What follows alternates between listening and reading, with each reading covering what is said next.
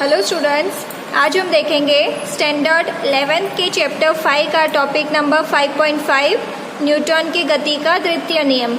इसके पहले वीडियो में हमने न्यूटन का प्रथम नियम समझा था, जो कि एकदम इजी है। प्रथम नियम क्या था हमारा कि अगर कोई वस्तु विरामावस्था में हो या गति में हो, दोनों अपनी ही अवस्था में रहेंगे तब तक जब तक कि उस पर कोई बाह्य बल नहीं लगा देते। और इसमें हमने ये भी देखा था कि किसी पिंड पर नेट बाह्य बल शून्य होता है।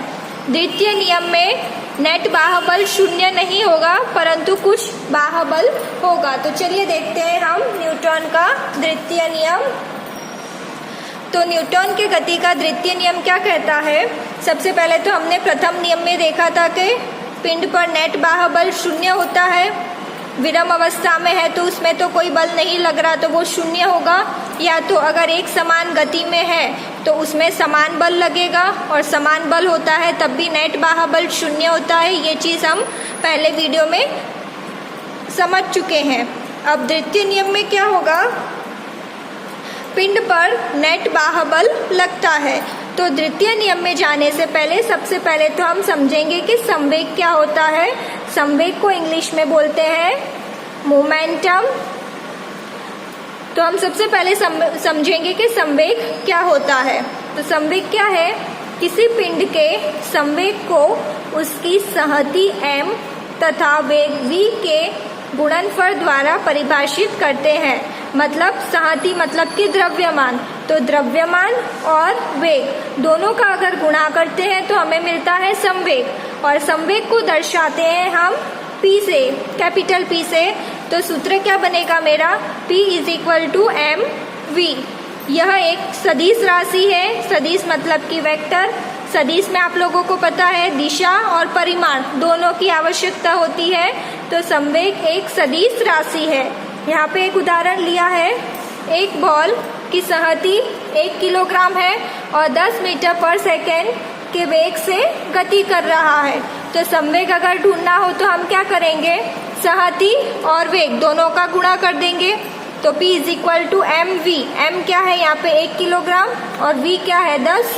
दोनों का गुणा करेंगे तो संवेग मिला 10 किलोग्राम मीटर पर सेकेंड। ये है संवेग। अब यहाँ पे एग्जाम्पल लेते हैं हम। तो एग्जाम्पल आप लोग ध्यान से सुनिएगा कि अगर मैं 2 पत्थर लेती हूँ, एक हल्का है और एक भारी है, और दोनों को एक बिल्डिंग पर से गिराती हूँ, तो क्या होगा कि हल्के पत्थर को आप आसानी से पकड़ सकते हो और भारी पत्थर को नहीं पकड़ सकते। भारी पत्थर को पकड़ने जाओगे तो आपको खुद को चोट लग जाएगी। तो यहाँ पे हमने क्या देखा? हम हल्के पत्थर को आसानी से पकड़ सकते हैं जबकि भारी को नहीं पकड़ सकते। तो यहाँ पे जो हमारा बल है वो किससे जुड़ा हुआ है? संहति मतलब कि पत्थर के द्रव्यमान से जुड़ा है। तो इसलिए हमने पहला लिखा है F अनुक्रमानुपाती m। मतलब कि जो बल है वो द्रव्यमान से जुड़ा होता है, संहति से जुड़ा होता है। एक और एग्जांपल लेती हूँ मैं कि बंदूक से हम एक गोली छोड़ रहे हैं। तो जब भी उस गोली को बंदूक से छोड़ेंगे तो वो तेजी से गति करेगी और किसी भी चीज़ को भेदते हुए आगे निकल जाएगी।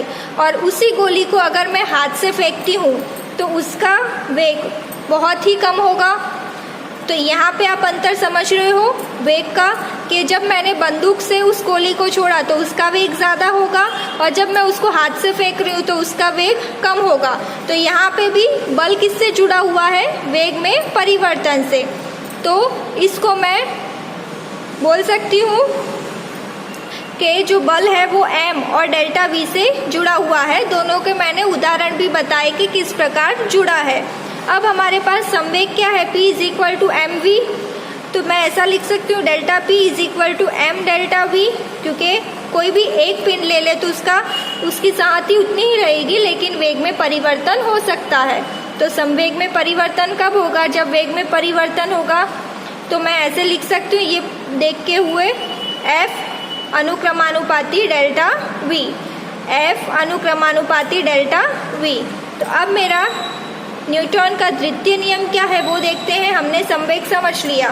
द्वितीय नियम क्या कहता है? किसी पिंड के संवेग परिवर्तन की दर तो संवेग परिवर्तन की दर को मैं लिखूंगी डेल्टा पी। तो किसी पिंड के संवेग परिवर्तन की दर आरोपित बल के अनुक्रमानुपाती होती है। तो बल जो मैंने आरोपित किया है उसके अनुक्रमानुपाती होगी। तो मैंने लिख दिया F अनुक्रमानुपाती डेल्टा पी, तथा उसी दिशा में होती है जिस दिशा में बल कार्य करता है।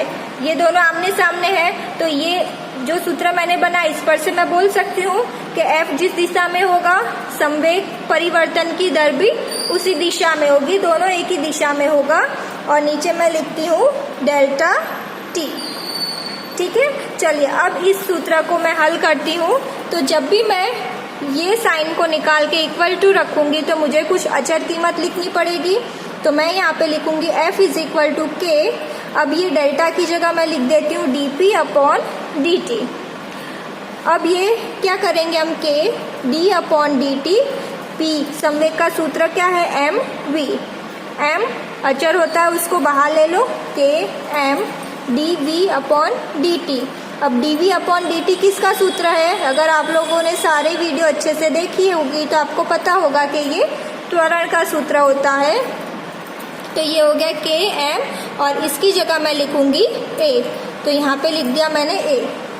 अब हम अगर मानते हैं कि k अगर 1 है तो F इज इक्वल टू क्या हो गया, ma। तो न्यूटन के द्वितीय नियम से हमने क्या संबंध निकाला कि बल क्या होता है, संहति और त्वरण का गुणनफल करने से हमें क्या मिलता है, बल मिलता है। तो हमें यहाँ पे एक नया सूत्र मिला F is equal to ma।